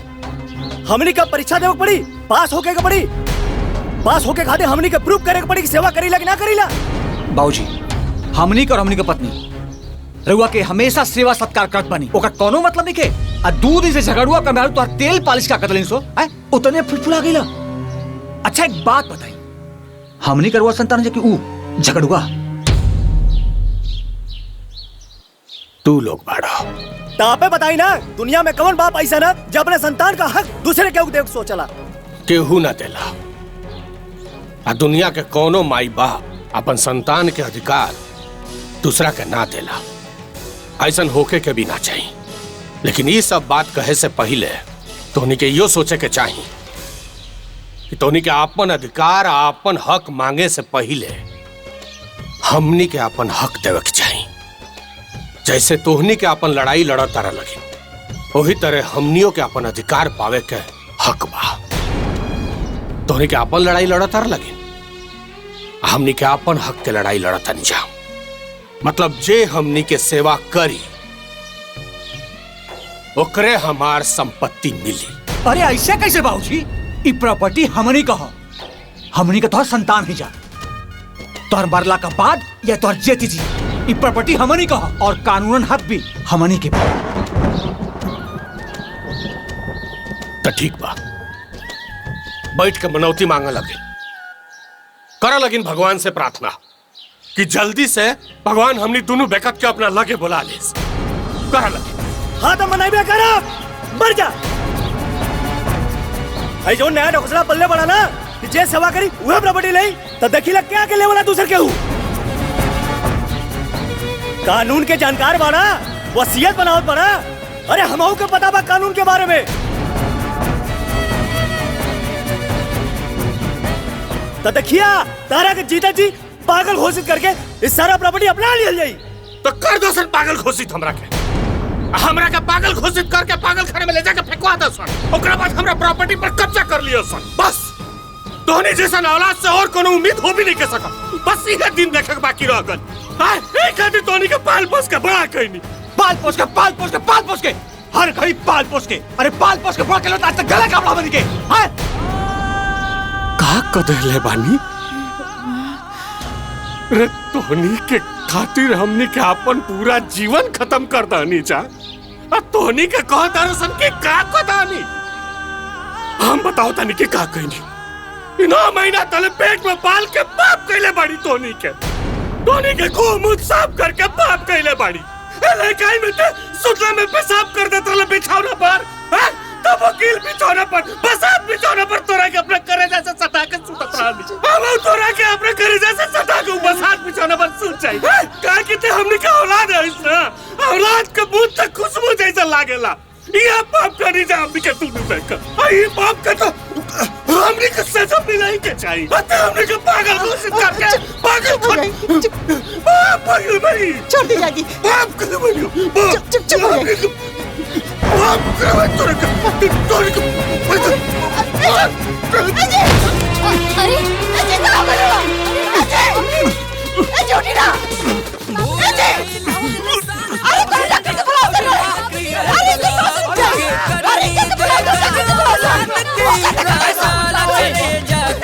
कैसे दौलत के आगे कीमत न समझे बेटा अपना बाप के।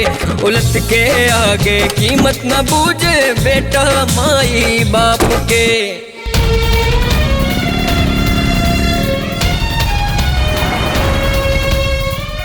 अरे रोका रोका रोका, जोश में कहाँ पगलाइल बाड़ा? अरे ई सब पचड़ा में मत पड़ा। का हॉस्पिटल गइल बाड़े, दुनिया भर के पैसा लागी त देबा। गाड़ी घुमावा, जौन होई दुआरी देखल जाई। चला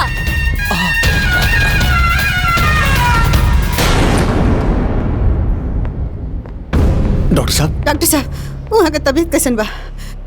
ठीक बानी हो? ठीक हो जाए वहाँ के। डॉक्टर साहब बहुत ठीक हो जाए ना? देखी अभी तो हम कुछ क्लियर नहीं कह सकत, बाकी उनकरा के हार्ट अटैक आइल बा। 90% ब्लॉकेज बा। 3 गो स्टेंट डाले के पड़ी तबे कुछ हो सकेला, न तो जान बचावल बहुते मुश्किल बा। आप लोग जल्दी से पैसा के इंतजाम करी, काहे कि ऑपरेशन कईला बहुते जरूरी बा। डॉक्टर साहब यही बताइए पैसा कितना लगी? यह कुछ 6 से 7 लाख रुपया। बेटा जल्दी से पैसा का इंतजाम करो, अपना बाबूजी के बचा लो। ए बेटा दोनों भाई मिलकर पैसा का इंतजाम करो, बचा लो अपना बाबूजी। तू चिंता मत कर। ए बेटा तू पैसा का इंतजाम करो। दोनों भाई मिलकर पैसा का इंतजाम करो। पैसा का इंतजाम करो। हाँ भाई हाँ, बाबूजी के बचा लो। हम बाटी। चिंता मत कर, हम बाटी। पैसा का बाबूजी के अपन आखिरी सांस तक लगा दे। बाबूजी कुछ ना हुई, कुछ ना बाबूजी की कुछ ना हुई।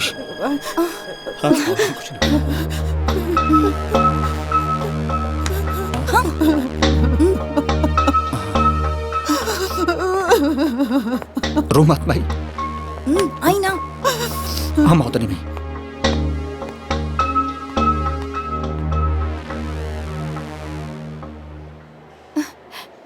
रहुआ आप का करब? इतना पैसा कहाँ बा? अरे इतना बड़का मुसीबत आई बा, तमाई के सामने कुछ ना कुछ तो बोलने के पड़ी ना। भैया इतना पैसा आई कहाँ से? दोनों जना के मिलके व्यवस्था करे के बा, कर्जा उर्जा लेके पड़ी। अरे कर्जा वर्जा लेवे के कौनो जरूरत नहीं खे। अरे इतना पैसा खर्चा कैला के बाद भी का पता बाबूजी जिए के मरिए और जी के का करी है। हाँ दीदी बिल्कुल सही कह रहे बानी।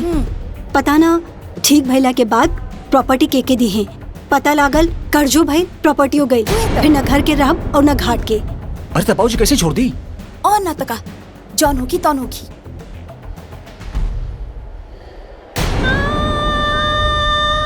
एक काम कर जा, स्टाम्प पेपर पर बाबूजी का अंगूठा ले ले जाओ। हाँ। और वसीयत बना ले जाओ, और उहे वसीयत पर सारा प्रॉपर्टी अपने नाम कर ले जाओ। हाँ, ये ठीक रही। ये ठीक रही भैया। एक काम करा, तू दोनों जना के रिक्शा पकड़वा के घरे भेज दो, और तू फटाफट स्टैम्प पेपर लेके आ जा। हम इंजे बने। ठीक बा भैया, ठीक बा। माई के मिल के जासन। माई माई रोमत भाई देख, हम सारा बात कर ली पैसा कौड़ी का इंतजाम करे खातिर। किशन हाँ भैया, तू जा फटाफट पैसा का इंतजाम कर। ठीक है ठीक बा। हम इंजे माई के साथ हम जाते भैया। जा तू लोग भी जा। हम बानी ना माई, हम बानी। देख ले ऊपर वाले यह दुनिया दे कर ध्यान, बाप के सास के सौदा करे, बेरहम बने इंसान। माई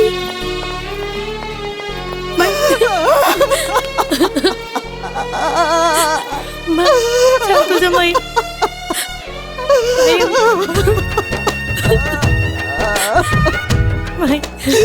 बाबूजी का हो गइल माई, का हो गइल? पैसा मिली तब पे ऑपरेशन हुई। तोर भैया लोग पैसा के इंतजाम करे गइल बा लोग। फोन लगा के पूछता कहाँ बा लोग, कितना टाइम लगे आए में। हाँ माई बैठा, फोन कर पूछ कहाँ बा लोग। हम अभी फोन लगाता नहीं।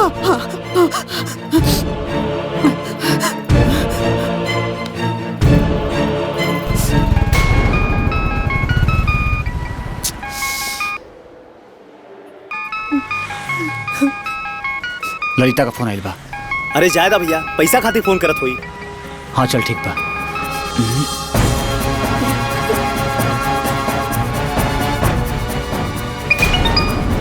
वही का फोन आवत है। कट फटाक से कट। ठीक।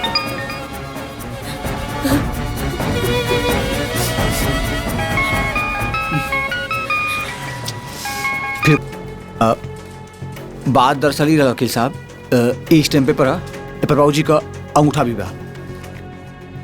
ताप कैसे भी करके बाबूजी का पूरा प्रॉपर्टी हम दोनों का नाम में वसीयत करके रजिस्ट्री करवा दी है। अभी कुल कैले के जरूरत ना बा। असल में आप लोगन के पिताजी आपन चल और चल दोनों संपत्ति आप भाइयन के नाम पहले से लिख चुकल बने।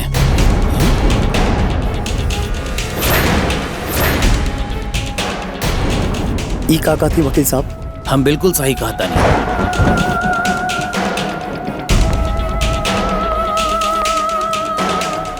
और ई बा आपके पिताजी के वसीयत के पेपर। आप लोग निश्चिंत होकर घरे जाएं।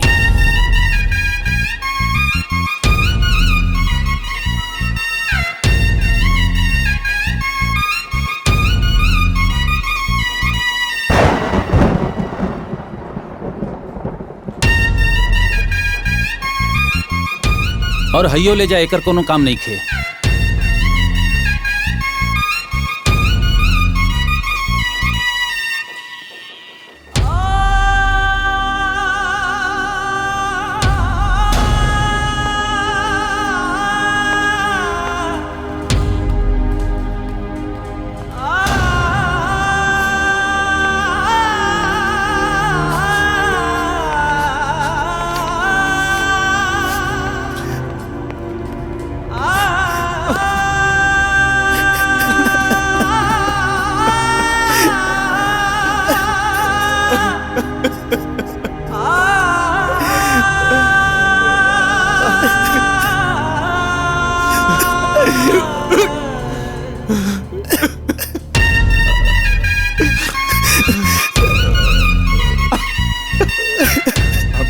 बाबूजी की कितना गलत समझते हैं लीजा ने।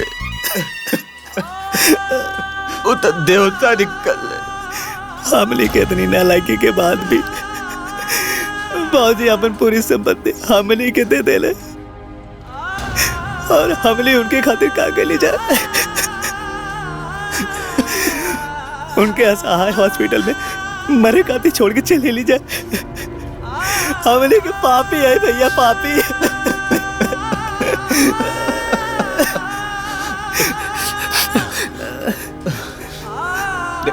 देख अब बोला से कोई फायदा नहीं।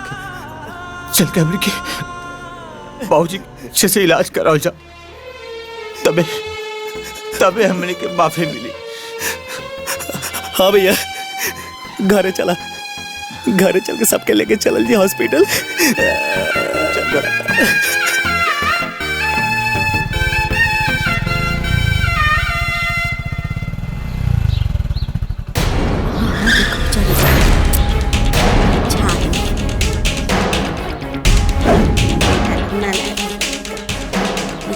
किशन, ये भीड़ कैसे लगल बा? पता ना भैया। चल के दिखा जा।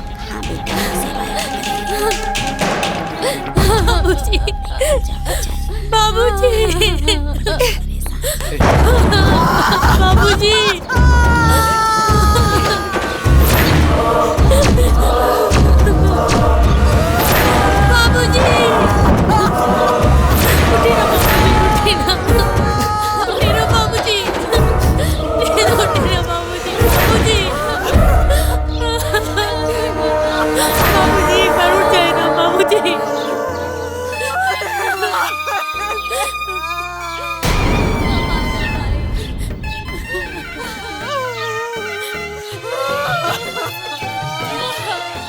आ गए ल तू लोग।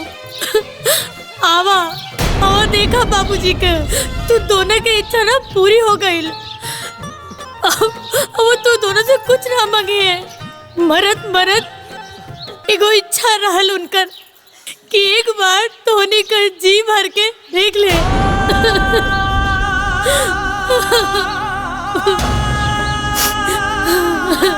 अरे कितना भागा बड़ा तू दोनों, कितना फोन कहनी तू दोनों के। बाबूजी नहीं, हम गए।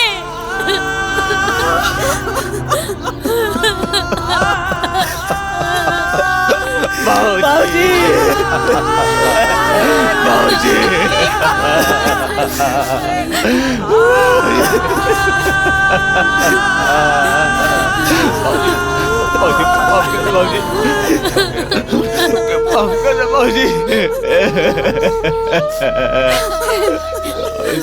हमके माफ कर दो बाबूजी, हमके माफ कर दो, हमके माफ कर दो। बाबूजी एक बार फिर से वापिस आ जाइए बाबूजी, दोबारा ऐसा गलती ना करल जी बाबूजी। बाबूजी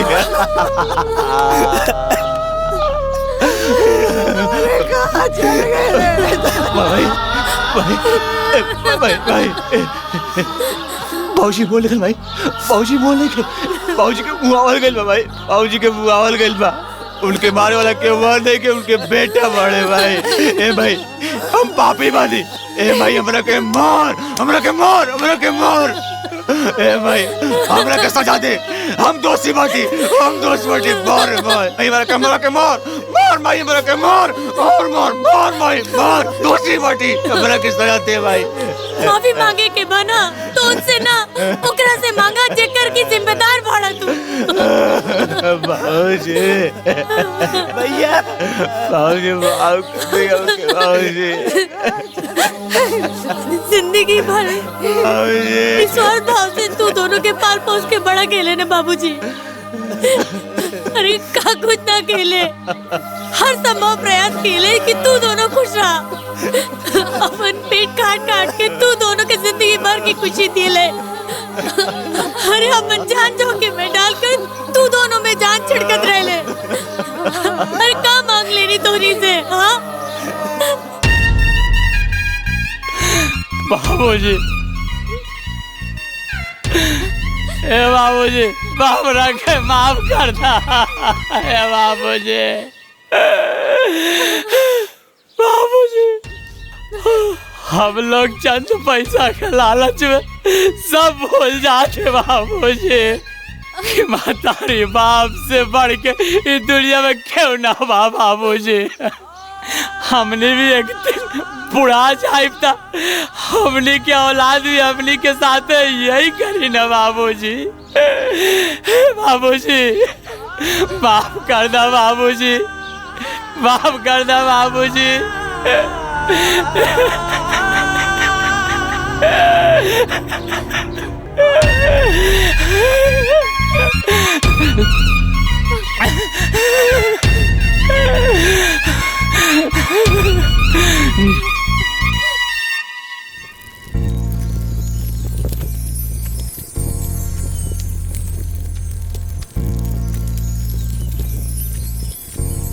तो दीदी का बनावल जाई, रोटी खाई कि पराठा?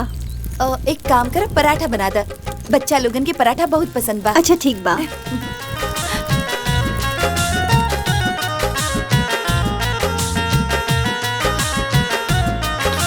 बाबूजी आपके बगैर ही घर सूना सूना लगा था बाबूजी।